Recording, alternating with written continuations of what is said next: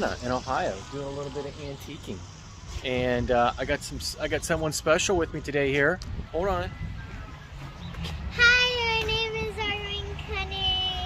Did you get anything? Well, Oh, there comes someone else. I got, So what did you get? so I got this, like, Lego bin. Not a Lego bin, but, A Lego bag. yeah, a Lego bag. A bag. Oh my gosh, it was pretty cool. Pretty cool. But it's like there's no signs of the storms. And Is that better? And it's just a regular day in Ohio. So we were at what? We were just at Magnolia and Company. We were at two more right down there. Yeah. I didn't find anything. What did you find, Kate? I got a pair of Hooters Nice. and another Hooter. Nice. To So you add got to my 3. collection of She Hooters. loves Hooters. Yep. All right, so check this place out here. I saw this across the road. We'll have to check that out. That's a cabin, but I think what we're gonna do is, there should be another one right around here. But, so that's a cool little cabin. We'll see if it's open. It might be, but we got, there's the bird cage. We're going to the rustic bird cage. Yeah, and then we'll go across the road to Park Avenue Marketplace Antiques and Artisans. The Log House Museum, I believe it's free, so we'll check it out and see if it's open. All right, so that's what we're doing. We'll stop. All right, so we're here in Columbiana, and we've done a little bit of antiquing today at a few places. We'll show you what we got. And but first, right here next to this this old log house. So Arwen, why don't you tell us what it says on there? Joshua Dixon selected this site in 1805 as the center for Columbia, the first local post office established at this museum location in 1809. Pioneered free mail delivery in 1837. The museum and early log home in the village was moved here and restored in 1975 by community effort for use as a museum and bicentennial headquarters. The museum And the annex. annex was built in 1978. 1978. Now interesting is that was the bicentennial. Yeah. That's going to be 50 years ago next year. Yep. It's what, semi-sesquicentennial? Semi-sesquicentennial. Bicentennial. Oh. I think. Something I thought it was semi-sesquicentennial. I don't know. But all right, so what did you get today? Well, I did not. Yeah. I got a Pokemon from this really cool show, and it's You could- Mew, which is my mom's favorite. Look at And me. There you go. I really, really, really like it. Uh-huh. What else did you get? Did you get- I got a bag of Legos. Ah, there we go. Grab bag. I got a Lego. grab bag. And what was that called again there? Mew. Mew. Okay. So what did Kate get? I got, let me see if I can. You got what, was it 3 Hooters? 3 Hooters. Because, you know, you can have Why don't you two. go down and wreck your mom? But, so let's take a look at these Hooters. But do you want to look at the Hooters at home? We'll look at it right here. Okay. We'll look at one. It's a public hootering. Oh So, my gosh, it's blown. this is just, it's part of a salt and pepper Oh, very shaker. cool. So, All right. this is part of the, And just we'll one of the show Hooters. we'll show the many pictures of Hooters that we found. Now, this Columbiana has what? 4? We went to 4 different antique shops. Yeah. We're going. All really good. I really like that one over there, the rustic bird cage. I found a really interesting item in there. Yes. I'll show you what it is. I've been wanting one of these, but check it out. If you know what this is, you can kind of see right here. Maybe. But it's marked US. And it is a Civil War, 1862 Civil War bayonet. So what I'm wondering is, I have a 50-70. I wonder if the same outside diameter, because they were originally made with the Allen conversions 1 and 2. So I'm wondering if it's the same diameter. We'll find out. But if not, I've been wanting to get a one of these just for a display. But we'll see if it fits on there, because that'd be kind of cool too. So there we go. Yeah, oh, yeah, that'd be nice. But there we go.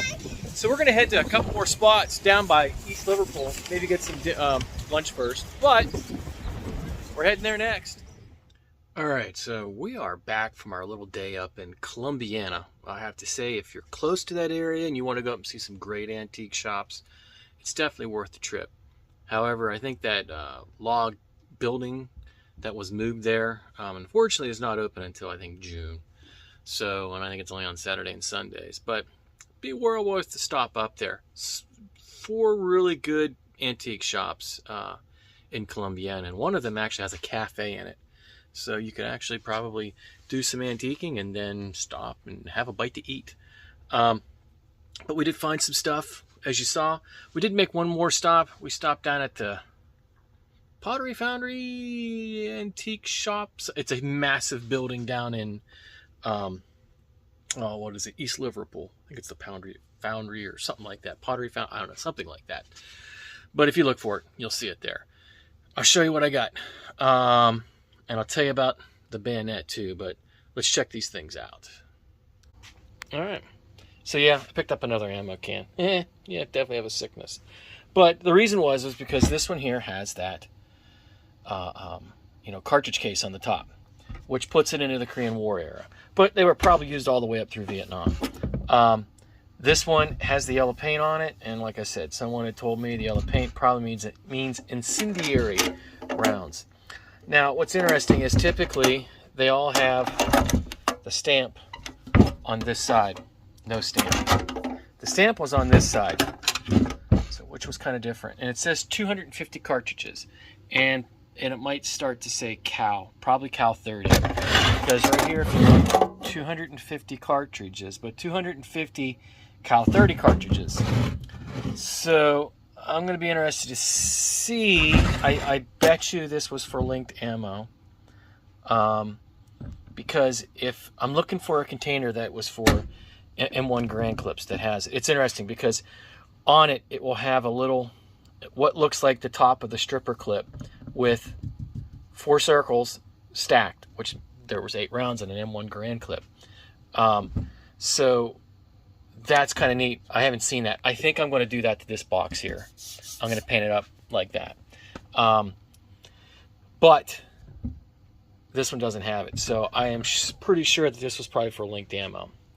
I might leave this one that color. I might try to get some of this yellow off a little bit. I don't know. But she needs some work to her. You can see the bottom is a little belled out. I'm probably going to try to pound that back in. I'm going to give it a little sand, a little treatment. This is GP&F, General Products and Foundry, or something like that. I can't remember. Something like that. That's who would have made it. So it's in that 50s era on that ammo can. This, however, is something a little bit different. It had on there 1862 Civil War bayonet for $70. And I'm like, okay. Go on eBay, they're 100 and up. And I'm thinking, okay, not bad, because you'd have shipping and everything on it. But I know when I bought it, I'm like, that doesn't remind me. I was thinking, like, this isn't for a 58. I was like, ooh. At first I thought it might have, well, let me say, at first I thought it was. But then I got to remember on the way home after I had my little video that they have a band on them right here on the 58s. There's a band around here, like a locking band. And after I got thinking on the way home, and I'm like, oh, that's not going to fit because it should be a locking band. And when I got home and I started looking at the bayonets, this right here, this is for an 1816 Springfield 69 caliber musket. And I was like, oh, well, that's awesome, because guess what I have? I'm building the 1842 Springfield or 45, whatever it is, 42, 45, some 47, whatever. Rifled musket, same thing, should be the same OD. You know, and I'm like, do I have a bayonet that will fit my gun? Because that's what it's supposed to fit. But, you know, different tolerances today. It will not fit. And check this out. Even if it did fit, look how much longer it is than the barrel. Because right there's how it would have gone in. It would have slid down over this and then locked in. It would have been out here on this side. But look right there. There's about, I don't know if you can see, it's kind of hard. Oh, there, you can see. Yeah, the barrel is just not long enough. So, a little different when they built that one. But this, all right, so when you look up 1816 bayonets, they do not look like this. You see it has a fuller all the way back to here. Their fullers on the 1816s, I can set this here where it won't fall. There we go. The fuller right here on the 1816s came back to about here. That's all the farther they were cut in. And they were marked a little bit different. Let's see if I can get this in the light. You can see it.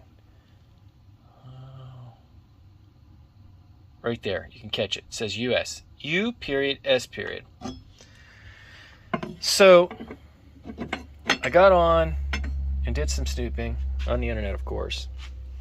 And what I found out was, yes, this is probably truly a Civil War era bayonet for the converted 1816s. Because, you know, they were, well, 1816, that is an 1816, but that's an 1840s. You know, they use the same kind of thing, but they call it an 1816 model.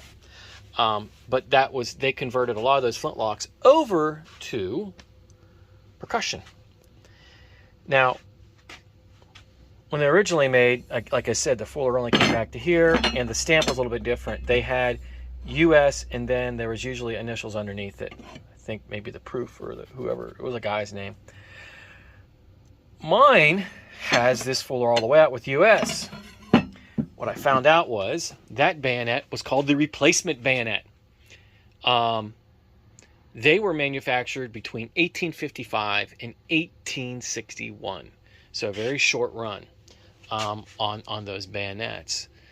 You know, I saw one guy had one of these on eBay for like, oh my God, like almost 5 times what I paid for this. More than 5 times. And I'm like, yeah, I don't think so. And I looked at some other sites, and there, you know, I got a pretty good deal. It's at least twice what I paid for it. But I'm not selling it. I wasn't buying it for that because I wanted a Civil War era bayonet because, you know, they're not making any more of them. So I wanted to put it with my collection of Civil War stuff that I have. So I was kind of happy with that. Got myself a truly Civil War era bayonet manufactured between 1855 and 1861 for the 1816 musket. But, you know, I think, you know, the 1816, 1814, or 1840, they were all the same. I think they were the same, off the same thing. Maybe little differences, but they probably would have had the same barrel, OD barrel, so the bayonets would have fit. But it doesn't fit our traditions. So, oh well. But, so maybe now I'll have to look for an 1816 converted musket. You know, like, you know, it's sort of like, you know, it's sort of like buying a saddle, which I did one time before buying a horse. You know, you get the saddle, you might as well get the horse, right?